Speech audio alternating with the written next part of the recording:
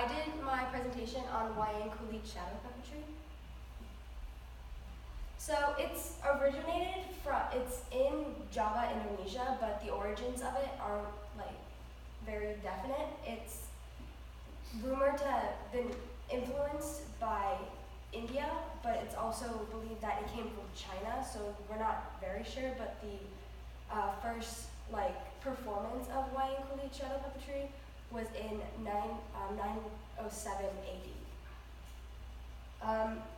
And so the show is put on by the puppeteer called the Dalong, and it mainly tells the stories of epics like the Ramayana and the Mahabharata. I'm not sure how to say it. And the Dalong is supposed to teach the audience about morals and ethical values of their culture. So the characters are supposed to show the average person in the Javanese culture, and so the audience can really connect and interact with the performance. And this gives the Dalong a chance to talk about really important issues in their culture, their society, whether it be social or political issues. So I'm specifically focusing on the gesture of the puppets, and it's really difficult for the Dalong to move the puppets, and they have to show very specific movements, whether it's anger or happiness, and it takes years for the Dalong to train to be as to show the specific emotions. A lot of movements are really difficult because the puppets are so small, and you don't want to break the puppet because they're made out of very thin leather, and in Indonesian, kulit means skin, because they're made out of buffalo skin, and they're made very, very thin, and they're very detailed, so there might be holes in the puppet, and so you don't want to break them during a performance if you move them too fast. And it takes years for a Dalong to be able to maneuver the puppet without breaking it.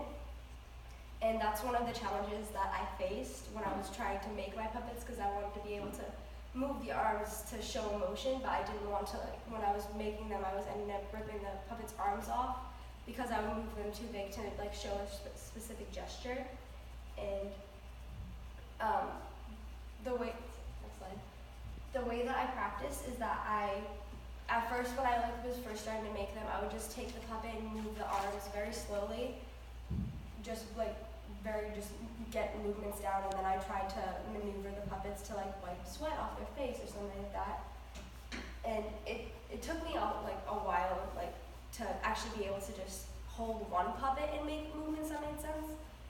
And I had a friend, a classmate in my class, watch my moment, and she gave me a lot of really good details to oh, you should maybe hold it closer to the screen, so that you can actually see the puppet's movements. And so I really took those to heart and really tried to make my moment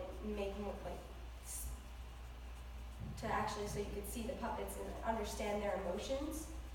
And then I just recently took the puppets home and just started practicing in front of a mirror to hold both puppets, because it's very difficult because there's a lot of wooden dowels, so you can hold them standing and to move their arms.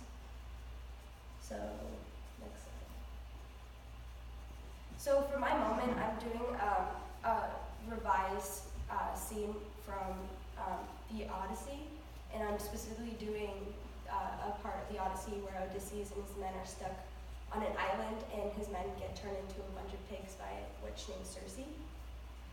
And over there.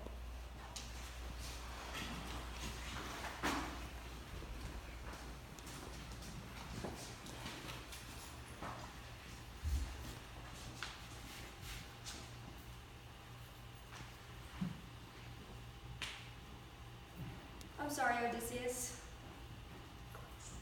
Hello? I said I'm sorry.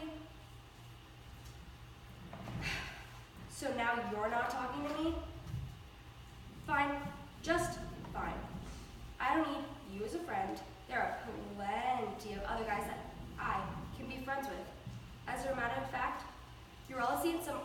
the guys found a place not too far from here, and they can say they can see piles of gold through the windows, and maybe I'll just go with them and investigate. Okay, I'm going now. Well, I'm off with my new friends. Here I go. I'm going. Okay, bye. I mean it. I'm almost gone now. You know what? Fine.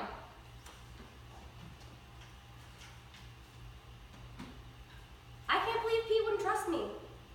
If I had any money or jewels, of course I would have shared it with everyone. At least I'm not being a selfish pig.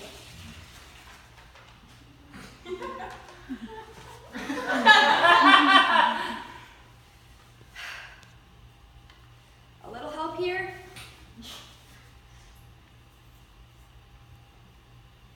Pete?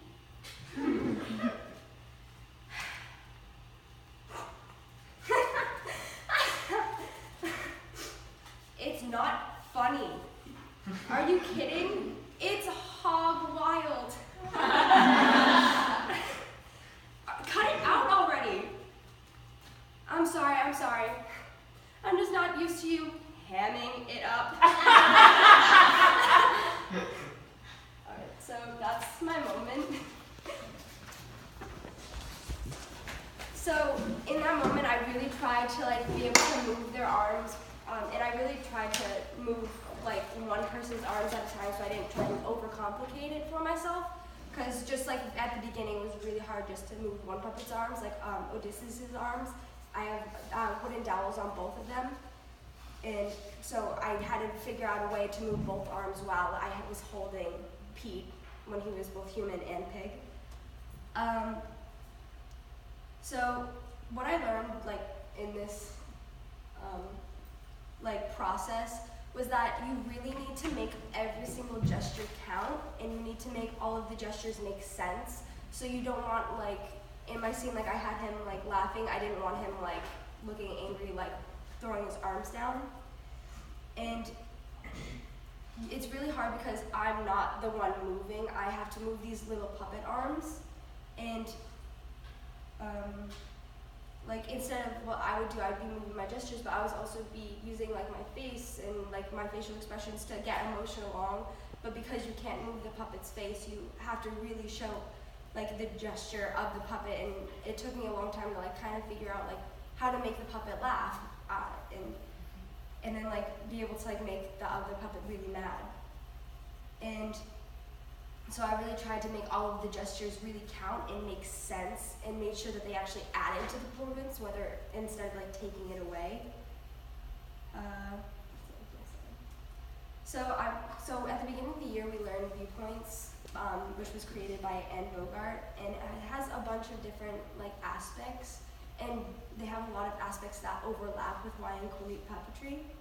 And so movement and gesture are one of the big ones that we started with. And it really taught me that, like I said before, you need to make your gestures have purpose, and you need to make them make sense to the performance. And in viewpoints, you can't rely on your face because you're really just showing the movements.